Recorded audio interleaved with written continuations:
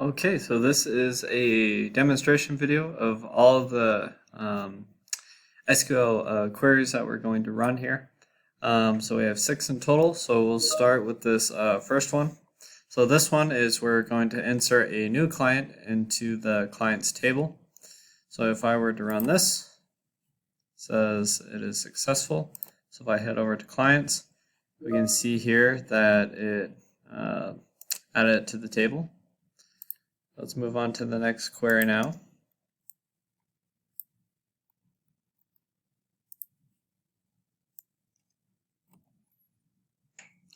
Okay, here it's going to update the client level to level 3 on the client we just added. So if we hit go, you can see here update it to number 3. Head back. There's the third query. So here we will be updating in the description where it's supposed to be I guess spacious interior.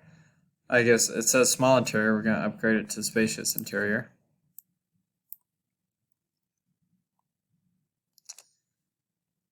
Yes. Okay. So if we run it,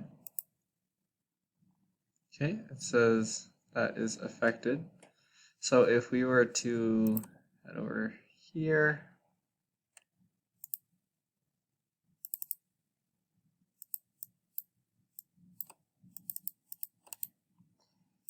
and I'll just bring this out here. So if we were to post the full sentence, we can see it was changed from small to spacious interiors.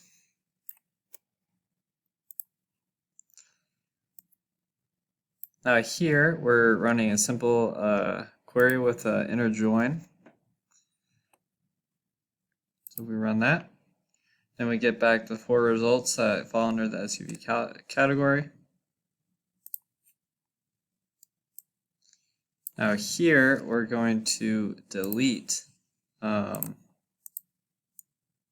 guess the Jeep. So like head over to the Jeep just so you can see it. Jeep Wrangler's here. So if I head back to the code here and run that, yes, I want to delete it.